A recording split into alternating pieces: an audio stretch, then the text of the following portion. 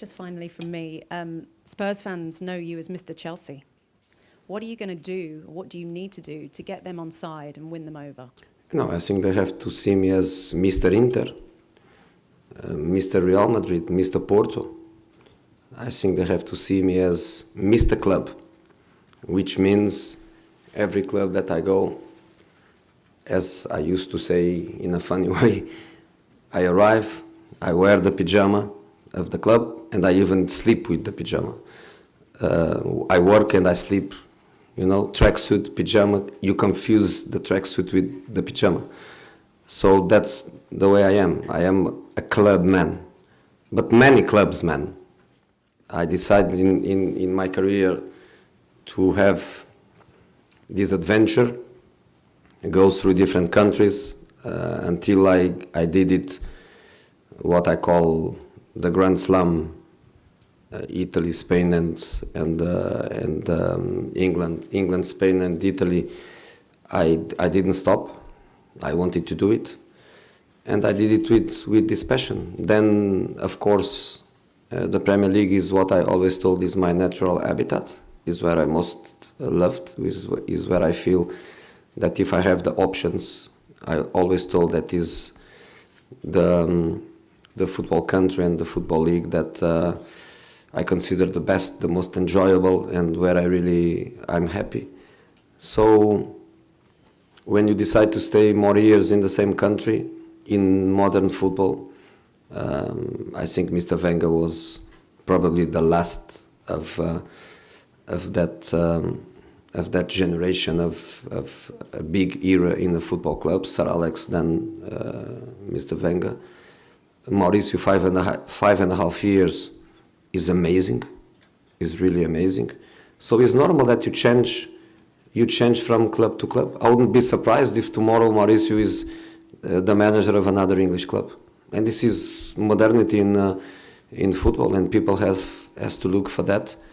And if I play against one of my previous clubs, which I will, at least Chelsea and Manchester United, but hopefully Inter or Real Madrid in the Champions League, Porto no, because they are in the Europa League this season. But if I play against one of my teams, which I did many times, I have only one shirt, I have only one passion, I have only one thing in my mind, which is my clubs, and now is Spurs. I won the Champions League with Porto, and 3 months later I was playing against Porto. And that's just life, and that's the way it is. So I'm not Chelsea, I'm not United, I'm not Real Madrid, I'm not Inter. I am all of them. I give everything to all of them, and that's what I'm going to do here, is to give absolutely everything I have. Jose, welcome back to London. Thank you. 15 years ago when I interviewed you... So I'm going to meet you every time after the game. Yeah, is that okay? In cold tunnels after the game, freezing, you are going to be there all the time, man.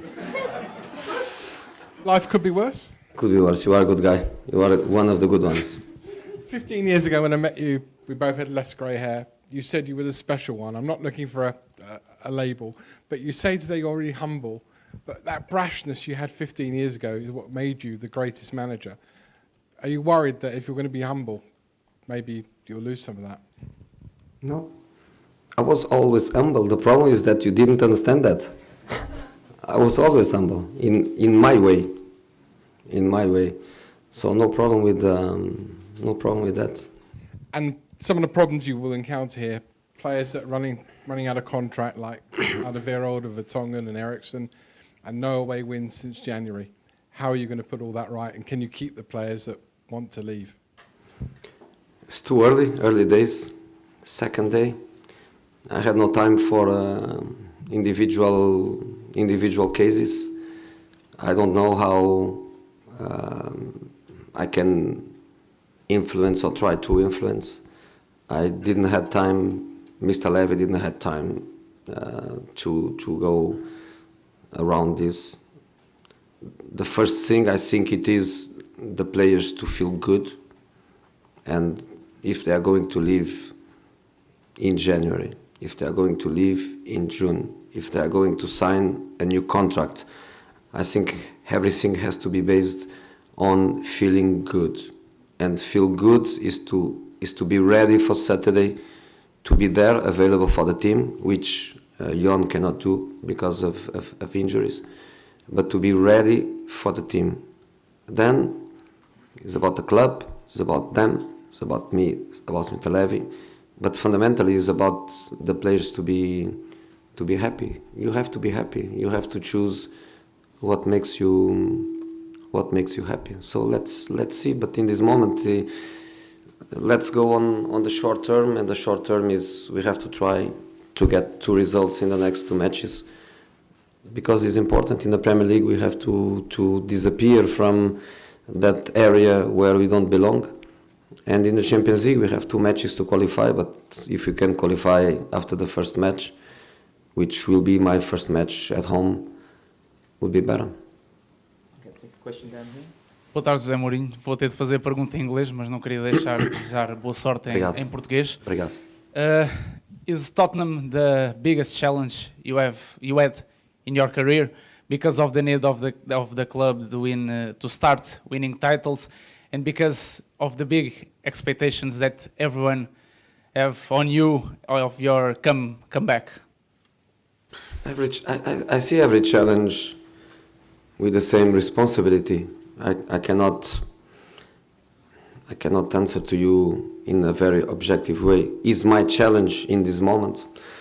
But I don't even feel it, as I was saying before, that this is about me. I understand that people will look at me about myself. I understand that when a top player goes to some club, people try to focus on him and on his success. I don't think it's about the player and the player's success. It's about the team's success. I think this is globality. That's the way I see it. Is a club situation. Is a club vision. Is a club objectives. Is not a Mourinho vision or Mourinho objectives. Is about us. So I don't feel it this. I don't feel it this way. And is already almost 2 decades of big clubs, of big challenges, of big expectations.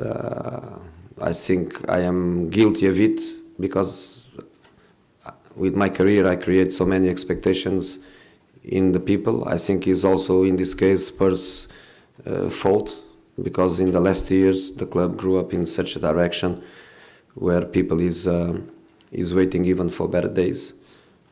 So we have to go together and stick together and think just about the good things that we can do. I would I would like to ask if you have already a Christmas list to the next transfer market, and if Bruno Fernandes is in it. Christmas list? For the transfer market.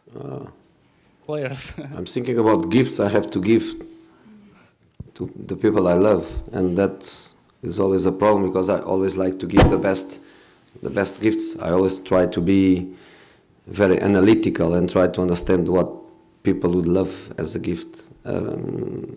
Players, the best gift is the ones that are here. I don't need players. I'm so happy with the players I have.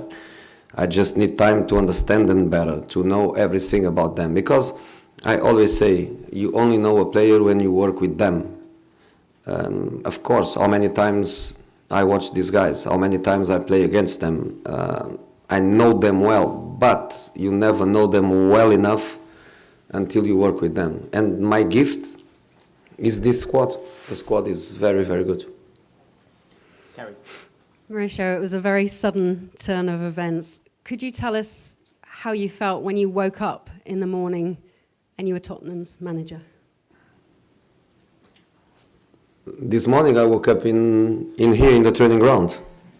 I stayed. We worked yesterday until very, very late, and we all stayed in the lodge.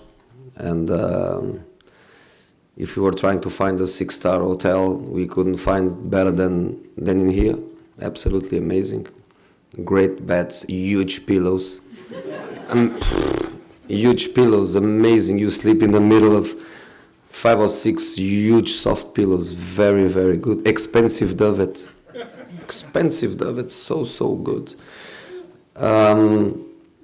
So this morning I woke up with all my guys, 7 o'clock, and start working. So that's what I want. Really, really happy. So It was a big shock for the players, and now they're with one of the most successful managers in history. What did you say to them, and how much did you have to think about that moment? How did it I all told go? them exactly what I'm telling you. I told them that one of the reasons why I decided to come was them. I tried to buy some of them for different clubs. I couldn't.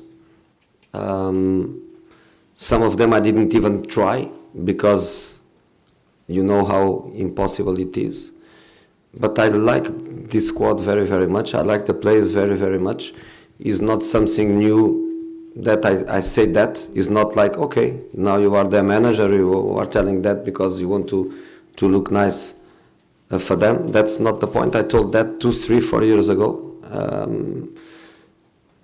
So I'm really, really happy, right? You know. Has been, and what do you intend to do differently this time?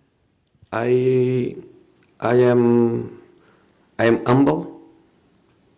I am humble enough to try to analyze, which was what I did, to try to analyze my career, not just the last year, but to analyze my career, the evolution, the problems, the solutions. I was humble enough for that. The principle of the analyze was not to blame anyone else. And when I had meetings with my assistants and the people that I thought about bringing to work with me in this chapter, was always based on the principle there is nobody else to blame, there is nobody else to analyze, it's just only about us.